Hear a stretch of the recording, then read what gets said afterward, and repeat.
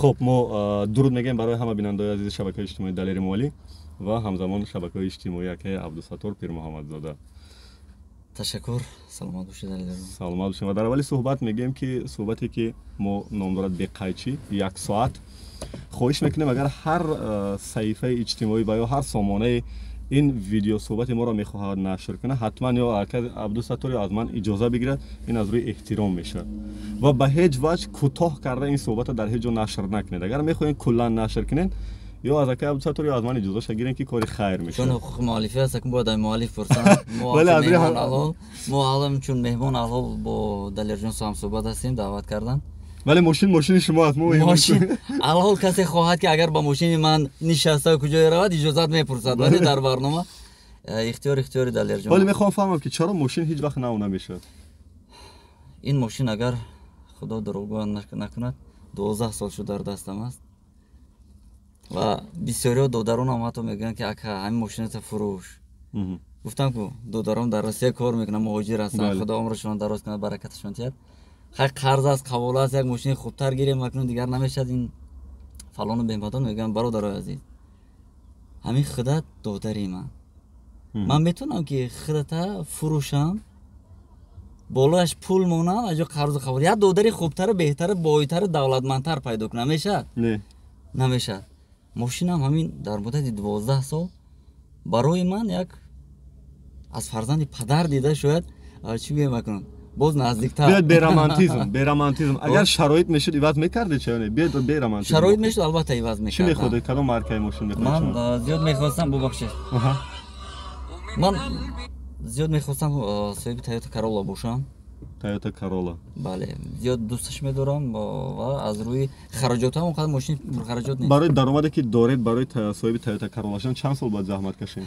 من مثلا در یک روز اگر 50 سومون به حساب میونه حساب کنم درآمد دارم.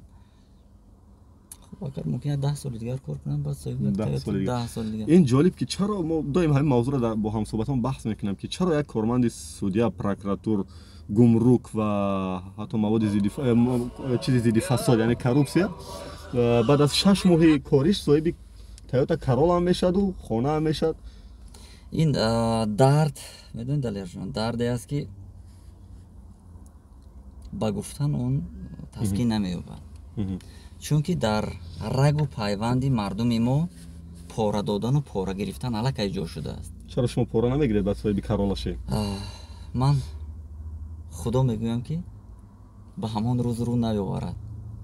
یعنی خداوند مرا نصیب نگرداند همان روز شود که من هم به یک وظیفه بلندتر دست یابم چون گفتن در خوگون و رگ و پوست مردم ما جای یافته است. پس همون نفرانی که امروز در مقام‌های این نهادهایی که ما ناماشین گرفتیم و صاحب ماشین میشن اونو با پاره این ماشین خریدن 100%.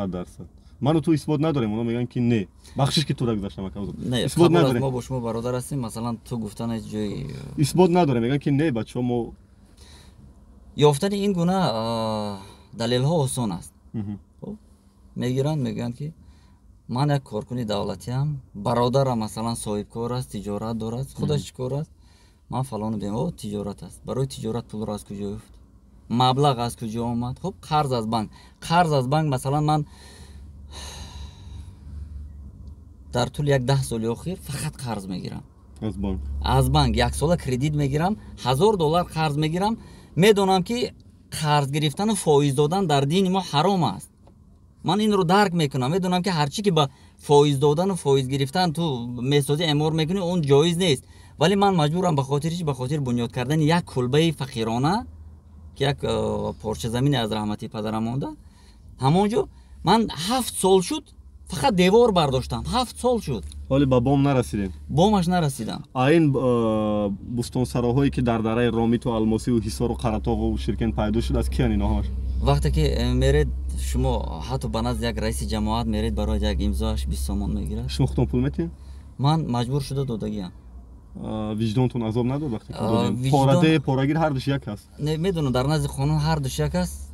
من وقتی مثلا کارکنای مقامات محلی رو میبینم معاش اونها خدمتچیان دولتی نظر به معاشی خب یک کارکنی دیگری مثلا تجارتی دیگر خیلی پست است و اگر اونها هم از روی انصاف بگویند که چیزی میتوانی پرتو این بهتر است بگویم برای اون چیزی ولی بعضیش وقتی که من مثلا در همین راهام وقتی با کارمندان بازرسی دولتی اتومبیلی بسیار دادو گرفتی چیگه مکنون غیر قانونی داره غیر قانونی نه دادو گرفتی حجت میشه حجت با پول میدی نه حجت می اونو من اصلا قدر سرسو میدستم که با بسیاری اونو نفسشون کلان است نمیتونم مثلا خانه کننده نفسی اونها رو با پول بعد این خاطر بعد میگن که خب بعضی بسیار آدمای خوب هم هستن علاوه بعد از این ماجرا یک سالی گذشته با من رخ داد هر جا که ببینید از روی احترام نه ترس نه هیچ چیز از روی احترام ولی ممکن نیست که حرکت کردن شما با این خط سیرها من ببینید چقدر ترافریت ها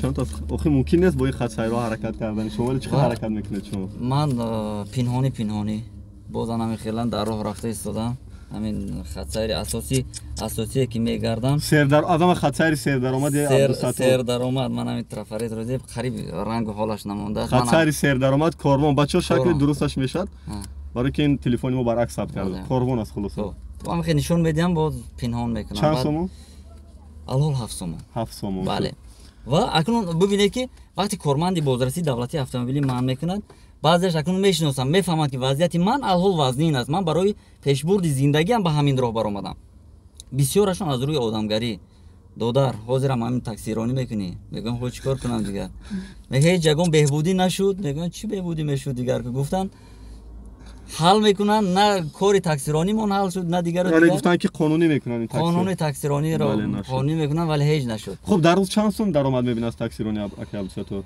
بعضی روز میشود که هیچ چیز درآمد نمیاد همین روز چند سوم درآمد کرده که ساعتی 3:30 ما ثبت کرده ایستادیم من از ساعتی 7:40 میبرایم به کار تا ساعت 10:30 خدا رو شکر یک 40 سومون کار کردم 40 سومون برای شما بس خانه میرین دیگه 40 سومون نه من بسنده نیست نفس آدمی که هیچ وقت خانه نمیکند ولی همین 40 سومون که کار کردم من امیدم است که همین با 20 سومونش میروم یگون چی برای کودکانم میخرم خونه میروم خوراک نصف روزی میخورم یگون کار بار این تراژدی نیست که یک نفر زیایی و صاحب فکر و صاحب نظر در روز 40 سومون درآمد دارد میگن یک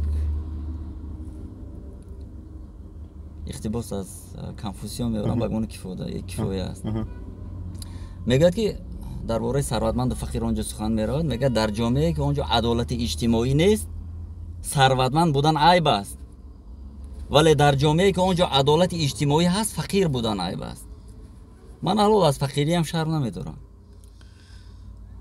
این گناهی کی است که شما در روز 40 سومون درآمد میارید گناه خدا میکنم چرا در کارخانه دولتی کار رو دوام ندادین برای من انتخاب موندن خب با ما باش یا خاموش باش ننویس نگو تنقید نکن و یا خود برو تو کدام سال در رادیوی تاجیکستان سال دوشنبه بود رادیو تاجیکستان تو کدام سال کار کردید تو سال 2019 ماه نوامبر اکتبر یعنی شما 2017 و 18 هم که خیلی فعال بودید در شبکه‌های اجتماعی همزمان کار می‌کردید من کار می‌کردم با شما یک صحبت دیگه داشتم من در همون جا هم تاکید داشتم که هر چی که انسان میشود از خودش میشود من از خودم مثلا گیله‌مندم که من همون چی گویم میکنن هنری خاک زدن هنری تعریفی بردروغ کردن هنری یک تملق کاری ندارم چند سوم معاش میگرفتید رادیو تاجیکستان 1000 سوم 1100 سوم همین رئیس کمیته تلویزیون و رادیو معاشش از 2-3000 سوم زیاد نیست من فکر می‌کنم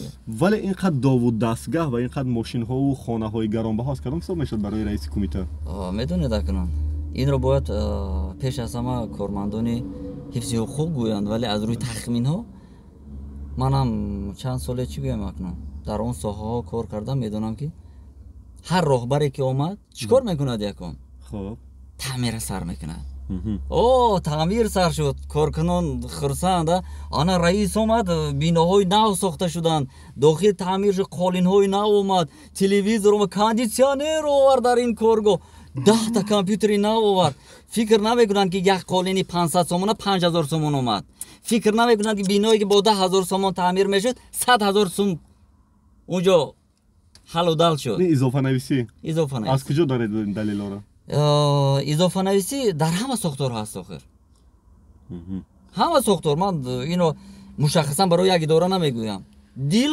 کارخانه شد رئیس از کجا میوبد دیگر رئیس نتواند که مثلا در 10 جا در شرکت کاری نام خودش رو نوشته معاش گیرد او با چیکار مشغول است در خریدن ашёҳои корӣ дигару дигару дигар баъд маҷбур аст ба воситаи боз ки аст унҷода бухгалтер главный бухгалтер мегӯянд ё бале сармуҳосиб аст унҷода завхос аст мудири хоҷагидорӣ дигар ҳамаш якҷоя мешаванд як системаи коррупсиониро ташкил шумо чаро интихоб накардед ҳамун вазифаву сармуҳарриро ҳатто то муовини сармуҳаррӣ расида будед ман то ба котиби масъули маъмурияти радиои тоҷикистон яъне метонистед боло равед чаро ина интихоб накардед зиндагитон дуруст мешуд мисли ҳамун дигарон ман ҳамин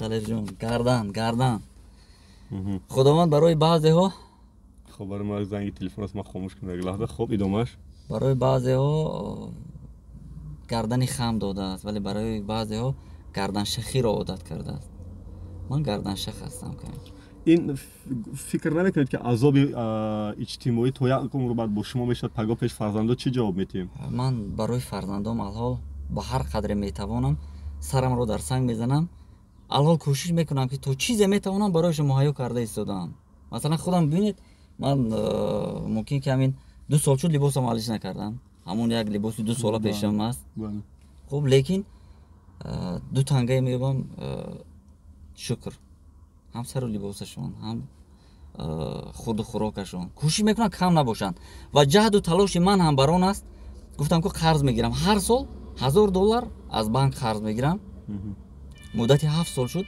як хона бароҷезам ман мурдам худо накунаду ман ҳастам нестам кулбае дошта бошанд ҳоле ина мехоҳам фаҳмам ки чанд вақти охир дар ютуб хеле фаъол шудед ва саҳифатон сербинанда ҳам ҳаст ҳатто агар як видеогузориш хеле кӯтоҳ муроҷиат ҳам кунед хеле бинандаи зиёд меорад даромадтон аз ютуб дар моҳ чӣ қадар аст ман бархасти ҳамин гуфтаи баъзе нотавонбинон ки вақте ки ман канали ютуби ман чанд сол пеш доштам пеш аз ин ҳодисаам вале он қадар аҳамият намедодам чун ютуб пулакӣ аст маблағи зиёд сарф мешавад ва ман маошае мегирифтам фақат барои зиндагии рӯзгорам мешуд ва баъди ин ҳодисаҳо дӯстон тавсия доданд ки барои хубтар масалан фаҳмондани ақидаҳои худ он чизе ки ту чӣ мехоҳӣ дар ҷомеа хубтар аст ки дар ютуб истифода кун наворҳоятро ин хубтар ман набошам пештар фақат дар фейсбук навор мекардам ва бисёриҳо баромаданд чӣ гуфтанд ин ҳама ҷаҳду талоши ин як таксист ба хотири лайк аст ба хотири просмотр аст ба хотири пулкор кардан аз ютуб аст гуфтам марг ба саратон шумо агар биёед ман дилхоҳ ҳатто дар мақомот вақте ки маро даъват карданд чандин бор барои пурсупос ту барои лайк мекунӣ ту барои масалан просмотр кард ту барои пул чанд сум мегирӣ гуфтам агар ин хел бошад барои пул гӯед гугл бо кумитаи андоз шартнома дорад ки пул мегирад аз ширкатҳо маълум аст ман на аз ютубаш мегирам на аз дигараш ҳарчӣ ки ман ба хотири ҳамоно алҳамдулиллоҳ шукронаи худованд ҳарчӣ ки ёфтам дар зиндагӣ аз рӯи талош аст худованд ба ман додааст хулоса чанд сум аз ютуб дар моҳ даромад доред ҳозир як сол надорам гуфтам чӣ хел надоред валлоҳи ба номи худованд ман ба номи худованд ба кор набурдам чаро барои гапи мардум бо гарданшахӣ не пас чаро видеоҳои шуморо дигарон истифода карда пул кор мекунанд шумо худатон намехоҳед пули ҳаққи ҳалоли худатонро бигирен аз ютуб медонед чӣ аст далерҷон ман вақте ки соли гузашта муроҷиате кардам баробари давлат аз чӣ гӯям акунам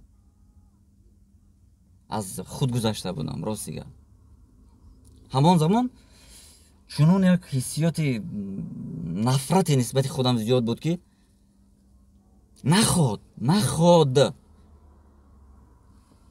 то ба ин ҳад як инсон дар ин ҷомеа хор мешудааст хайр баъд вақте ки моҷаро шуду дигару кашокаш фақат аз худо хостам то охирин лаҳзае ки ҳаётам аст кӯшиш мекунам то чизе аз ман монад на ба хотири масалан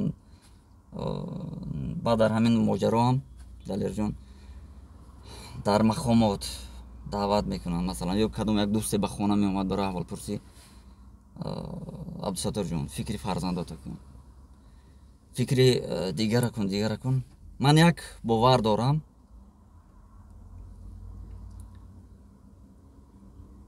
вақте ки худованд инсонро хор карданӣ бошад инсонро залил карданӣ бошад инсонро нобуд карданӣ бошад ҳеҷ чизе монеа намешавад вақте ки худованд аз ман фарзандамро гирифтанӣ бошад касе монеа шуда наметавонад پس من کوشیدم گفتم که من باید برای همین اصلاح کمبودی ها مثلا همه خاموش بودن نمیتواند، یک کس باید از خودش گذره. ولی ببینید خوشبختانه این خیلی صفحات زیاد شده ایستاده ایم ما، ولی چرا شما همین امکاناتی که هست یوتیوب در دنیا این امکانات فراخ کیم که برای رقصای برهنه‌اش، کیم که برای مزاح‌های ابلهانه‌اش، کیم که برای تحقیراش پول کار کند، شما برای گپ حق گفتن پول حق حلالتون نگیرید. برای چی؟ ناتوان بینان بگذار اگر در کارشون است من درست میکنم بگیرم پولشه و برای من دیگر دعوی پیش نگذارن که برای لایک کار میکند، برای پول کار میکند. عبدالستار پیر محمدزاده تا حال از یوتیوبش پول نمیگیرد. الحمدلله شکر خدا. ولی بیش از 10-15 هزار بیننده دارد، ابونچی دارد. نزدیک 20,000. 20,000. هر ویدیوش حتی تا 100,000 هم پراسموتر میگیرد بعد بیننده، ولی پول نمیگیرد.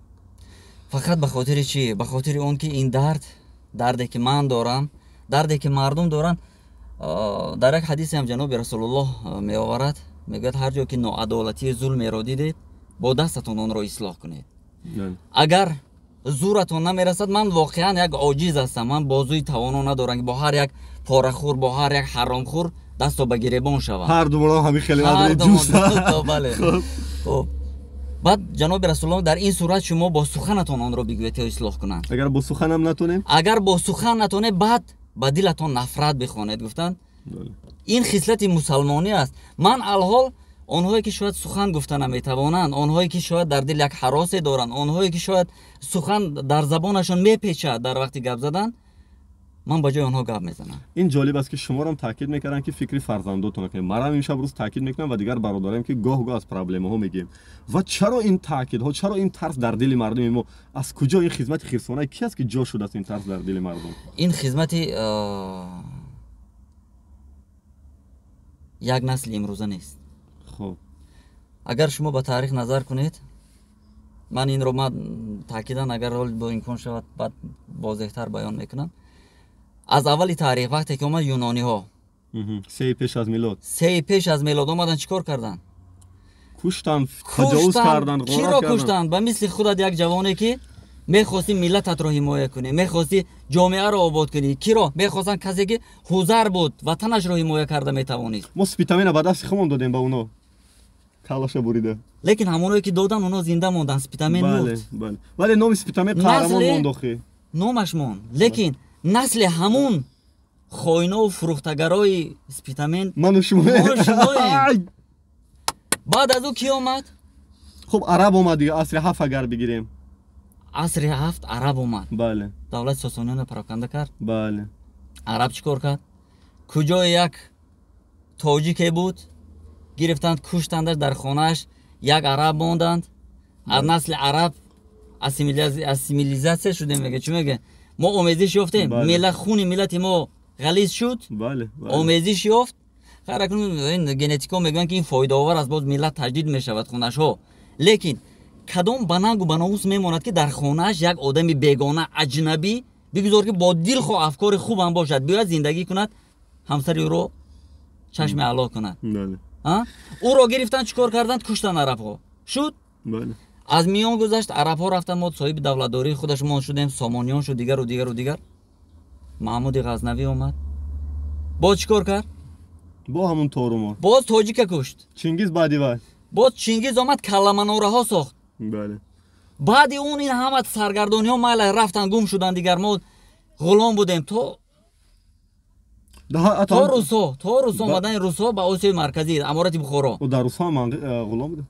در روسا غلام بودیم تو همون زمان. ولی روسا چیکار کردن؟ خب آخرین باقی مانده های ژنتیکی که در مدت 400-500 سالی در زیر مستملکه منغیت باز نمو کرد در بین ملت تاجیک. به مثل اینکه واسه پیدا شد و باز چند خاین واسه را فروخت. چیکار کردن؟ روسا هم اومدن هر یک زیایی تاجیک را. امروز من متاسفم از عالمان دامنگیر هستم. امروز فردا پگاه روز قیامت هم دامنگیر میشوم که ما محکوم نکردند عالمان ما اصطلاح شدن آسیای مرکزی را از جانب روسیه. چیکار کردند؟ تا حال بسماچی برای ما دشمن است. دشمن است. ҳамин як басаводро меёфтанд. Ин форсӣ менависа, ин мулло аст, бикушеш. Шоира меёфтанд, мекуштанд. Тоҷика мекуштанд. Ва имрӯз ки монд? 4 тарсу. мо насли ҳамун тарсуоем. Мо насли ҳамун тарсу. Боз бибинед солҳои 90 ҷавонои банангу баномус боз зиёд шудан гирифтанд. Гумон карданд ки акнун тоҷик соҳиби давлати хеш мешавад. Гумон карданд ки анакнун тоҷик шуд, соҳиби ватан шуд, тоҷикистонӣ мешавад. Вале боз бибинед абарқудратҳо ду тоҷики гаранги кӯҳистониро паси ҳам чиданд. Якеро ба муқобили дигаре. ҳоли чӣ рафта истодааст? ҳоло тинҷи оромӣ чаро мо метарсем аз ҳарфи ҳақ гуфтан? ҳоло як чиз аст. мардум онҳое ки дар сатҳи гуногун вазифаҳо доранд метарсанд ки мардум ҳаққи худро талаб кунанд. ман масалан ба сатҳи болоияш намеравам, ба сатҳи поёния. Як раиси ҷамоат, як раиси ноҳия, як вазир вақте медонад ки ҳаром кор мекунад, вақте медонад ки 10 нафар пушти дараш зани бевазану сағира, хуб, ё як корафтодае аз намедонам, ё аз хоруғ омадааст, ё худи аз шуробод омадааст, ё аз муминобод ва ё худ аз исфара омадааст, ё аз панҷакент ё мачо, хушаш намедиҳад бо мардум дуруст суҳбат кунад. Бепул кори ягон кас буд намешавад мегӯяд. ҳамин хел аст касе меёна як камерем кормо бепул буд намешавад. ана он мехоҳад ки ҷомеаи мо ҳуқуқбунёд шавад, мехоҳад ки мардум ҳаққи худро талаб кардан ёд бигиранд, бигӯянд ман ҳамчун шаҳрванд аз туд хоҳиш дорам, барои як порча замин аст ба ман бите. чаро ки абсатур ману шумо намерем пушти дари раиси ноҳия ки нишон диҳем ки дар чӣ хона зиндагӣ мекунаду чӣ мошин ҳаракат мекунад меронад? ман вақте ки чанд сол шуд, ман оли мардум мегӯянд ки аз кор пешаш кардам, маро аз кор пеш накардан. Барои ман интихоб мондан, ман интихоб кардам. Интихоб кардан ки барои ман бо ҳақиқат гуфтан, бо оне ки касбияти худро анҷом медиҳам, мурданам беҳтар аст аз оне ки фарду рӯзи қиёмат баъд худованд рост кунаду гӯяд ки туро ман аслан журналист шудан намехостам. оли баҳси раисоро як тараф мемонем, дубора бармегардем. Яъне он ҳама ҳамкорои шумо ки ҳозир дар ваъои давлатӣ кор мекунанд, яъне онҳо моҳри хомӯширо интихоб кардагиянд ҳозир? Онҳо моҳри хомӯширо интихоб карданд. Мутаассиф. Бисёраш ман мутаассиф аз онам ки беҳтарафанд. баъзеаш ҳастанд ки онҳо хар акнун ба таърифу талқини куркурона даст мезананд ки мо фалону беҳмадону инова инова, лекин аксарашон моҳри хомӯширо бар лаб бо баҳонаи бетарафӣ мезананд. чаро ману шумо ҳамчун рӯзноманигорои мустақил дар вао дар шабакаҳои иҷтимоӣ намерем пушти дари раису вазирон нишон диҳем ки чӣ ҳолату зиндагӣ доранд онҳо? онҳо барои чӣ ки ману худатро одам намеҳисобанд. мо хонаи вай намедорем, мо ҳамто пушти дараш нишон диҳем як бор ки ҳатто куҷо дидӣ ки ба пушти дари як вазире монда бошанд ки як шаҳрванди қаторӣ дорад. Масалан худат шаҳодатномаи рӯзноманигориро дорӣ алон. аъзои иттифоқи журналистон. ман аз рӯи принсип аъзои иттифоқи журналистон нестам. хоб аз рӯи принсип дар даъват буд. ин баҳсаш алоҳида. хоб пушти дари раисо хоб на шаҳодатномаи журналистӣ дорам, на дигар чиз. ва вақте ки ба назди як корхона меравам, мега ки ҳамчи шаҳрванди қаторӣ фалон рӯз биёе ва фалон рӯз меравӣ, муовинош кор мекунанд, он вазиру раисе пайдо карда наметавонӣ. сухани ту дар осмон меояд ва сухани як шаҳрванди қаторӣ барои он аълоҳазратҳо, раисону вазирон ду тин арзиш надорад. як масъалаи дига аз чанд вақти охир ҳамин баҳсҳои беқайчие ки ман доштам ва шумо аз чорум меҳмонҳои мо ҳастед. дар ду меҳмони аввал мо бо маъруф бо Жириновский ва дуюмаш Исфандиёр. шумо аз Исфандиёр хеле нигаронӣ кардед, гуфтед ки беҳтар ки бо Исфандиёр суҳбат намекардем. барои чӣ? барои он буд далерҷон ки Исфандиёр якуме ки вақте ки суҳбат мекунад бедалел гап мезанад. вақте ки далела пурсон мешуди ҳамунҷо маълум буд. бо одам пешакӣ суҳбат мекунӣ ку мегӯй мегӯяд ман инаше гуфта наметавонам, инаше аз фалон. андешаи шахсӣ ҳар фард аст. андешаи шахсӣ. масалан ман эҳтиром мекунам вақте касе, ман масалан Исфандиёрама, ҳам маъруф буд Жириновский. Жириновский. Маҳаммад Саид хато накунам. новобаста ба он ки чӣ андеша дорам, ман онҳоро эҳтиром мекунам. ба чӣ хотир? онҳо наметарсанд бо симои худашон муҳофизат кардан, ҷонибдорӣ кардан аз касе ки онҳо ҳақ мешуморанд. бигзор ба ҳар василае бошад. лекин дар баробари садҳо ҳазор гурӯҳ дар авангарду, дар дигару бало баттараш аст. шумо аз чӣ метарсед? хайр майли мухолифон метарсанд аз оне ки онҳо паси зиндон мераванд, маҳбусӣ мешаванд, ё рӯзноманигороне ки дар корхонаҳои давлатӣ ва соити ахбори оммои давлатӣ ҳастанд. шумо агар дар воқеъ медонед ки ҳамин мавқеъи гирифтаи ҳукумат дуруст аст, чаро бо симои худатон баромада мекунед? чаро ҳимоят намекунед аз он чизе ки шуморо пул медиҳад, маош медиҳад, барои пешбурди зиндагиатон васила аст? агар шумо бовар надоред, пас ба мисли ман бигӯед ки на ман бовар надорам ки ин чиз ҳақиқат аст. ҳоли бубинед навшавака Абдусаттор, пас ман руку рост гуфтам ки баҳсам бисёр ҷиддӣ аст бо сиёсат ва идеологияи пешгирифтаи имрӯзи ҳукумат. Дар бисёр ҳолатҳо норозиам. Шумо чаро пас руку рост эътироз намекунед аз ин масъала ва мушкилиҳое ки имрӯз дар сатҳи болоии ҳукумат гирифта мешавад? Шумо сатҳи миёна ва поина хеле зиёд мегӯед. ман як бовар дорам Далерҷон. бовар дорам ки инсон ислоҳ мешавад. новобаста ба кӣ буданаш, чӣ буданаш, кадом мансаб доштанаш, инсон ислоҳшаванда аст. фақат роҳ василаи ислоҳ карданро ёфтан дар кор. 30 сол дар мо фикр мекунем ки нашудам ҳанӯзам ислоҳ? Нашудем. дар муддати 3000 сол ислоҳ ки нашуд ин миллат, ба гумона дар 30 сол ислоҳ мешавад? ин ҷолиб аст ки ба фикри шумо барои ҷомеаи тоҷикистон имрӯз як низоми яккароҳбарӣ зарур аст ки мо беш аз 29 сол мешавад ки бо як президент ҳукумат дорем? шахсан ман на ҷонибдорам, на бетарафам, на медони як чӣ дорам. ман роҳбари давлатро ҳамчун як шахси рамзӣ ҳисоб мекунам. рамз аст. хуб, рамз бигузор бошад, лекин сохторҳои поёнӣ бояд силсилави авлодӣ, фаҳмидӣ, аз як минтақа набошанд. мардум бояд чӣ гӯям ба ҷои ивазкунӣ одат кунанд. чаро худи роҳбари аввали кишвар иваз нашавад? роҳбари аввали кишварро иваз кардем ба фикри ҷомеа обод мешавад? шояд фикри нав меяд ва тамоми ҳукумат тағйир мехӯрад. охир ман ба худат фаҳмонда истодам додарам. мо вақте ки ҳамин мардум дар сатҳи поёнӣ, ман барои чӣ кӯшиш кардам мардум дар сатҳи поёнӣ иваз шаванд, фитрати мардум дигар шавад. агар мо худамонро иваз накунем, агар намедонам агар кӣ бошад, ки ҳаким буд, луқмони ҳакимро биёрем бо ҳамин тамаллуқкории мо, бо ҳамин рӯсиёҳии мо, бо ҳамин лесакии баъзе мардуми мо, ман боварӣ дорам ки бечора луқмони ҳакимро ҳам ба ҳамин ҳол мерасонанд. бубинед Далерҷон, ман як мисоли дигар меорам. баъд аз оне ки Ислом Каримов дар ҷумҳурии Ӯзбекистон иваз шуд, бале 2016, бовар дорӣ ки ман ҳам бо як дили кушод аз тани мардуми Ӯзбекистон хурсанд шудам. дилам кушод шуд, гуфтам ё тавба, бубин ки Мирзиёев бар ин як чунин як роҳбари бефаҳмидагӣ бо ақл. баҳсо ҳоли зиёд аст ки чун Мирзиёев ҳам қадамои аввали диктатория гузошта ҳамин ҷо омада истода. баъд гуфтам ки бубинед ки худо дода, баъд аз ин қадар азобу азият ба ин мардум худо дод.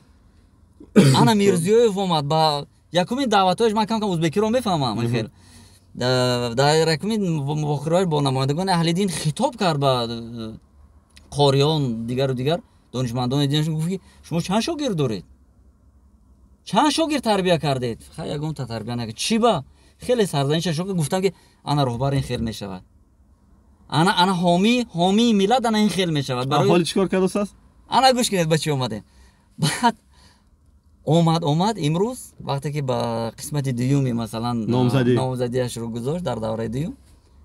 имрӯз аллакай ман дар хабару ман навиштам дар настоящее время, боз ба русӣ навиштам ки як гурӯҳи чанд нафареро дар Ӯзбекистон боз маҷбуран риштарошиашонро сар кардан, ришташон маҷбуран тарошидан ва ман он ҷо навиштам ки мардум умед доштанд ки бо омадани Мирзиёев ҷомеаи Ӯзбекистон дигар мешавад, вале мутаассифона ман шоҳиди ҳол шуда истодам ки ҷомеа дигар нашуд. шахси аввал иваз шуд, ҷомеа дигар. барои чӣ? барои чӣ ки афкор шах шудааст. ҳамин муҳите ки ҳаст дар гирд атроф боз роҳбари дигарро ҳамин хел мекунанд. бубинед охи ака Абдусаттор, ҳамин атрофа аз боло контрол мекунад. вақте ки шумо агар ҳамин озодии баёна ба мардум диҳед, мардум ба таври автоматик дар 5 сол фикр мекунад ки назару андеша афкоршон тағйир мехӯрад. вақте ки ин ҳама озодии баёна ба мардум баргардонем. озодии баёнро дар тикток бин. хоб диди озодии баёна дар мо ки хеле кам аст. на як дар озодӣ ман дорам тикток мебинам. тикток Далерҷон, ман як чанд вақти пурра ба ҳамин тикток дода шудам. ҳатто бигзор ҳам хел бошанд. чӣ не бубин мардум ба ҳайси як тамошобинанд дар проблемаҳои ҷомеа, вале як масхарабозро бубинанд, як ҳафта масъалаи онро мегиранд. یک هفته بله. اونه که در خونه نان ندارد، در خونه روغن ندارد، نان در دیگ مالیده یکون قطره روغن باشد کودکانش میخورند. ولی امروز به بحث بارون و عبدالرزاق همه کار دارد. بحث بارون عبدالرزاق همونه. شما بگید که چرا ما به مردم آزادی بیان برنگردونیم؟ همونجا گفتم که در تیک تاک برآمده بینید کی آزادی بیان دارد. باشد بگذارید باشد، هم خیلی دیوانه هم باشن و ما هم باشیم در نه دیوانه میدونی اینجا بعد به سرسامانی به حد میشد. یعنی من میدونی جانب داری چی هستم، روزنامه نگار. من مثلا دلیر خودت من اومده هستم، من اگر کسی میشنه از مقامات من باور دارم که تماشا میکنن، از رهبریت عالی کشور تماشا میکنن، من اومده هستم وعده میدیم اگر یک کانال مخصوص در حدود جمهوری تاجیکستان برای فکر و اندیشه های مردم برای همچین میکروفون آزاده بله کشاده شود، کارمندان رسانه های دولتی با تحلیل، با آموزش، با اصلاح وضع مشکل مردم دست بزنند، من پورا بحث میکنم. نه می نویسم نه میگویم، فقط میروم به غلامی بر روسیه میروم. چیکار کنم دیگه؟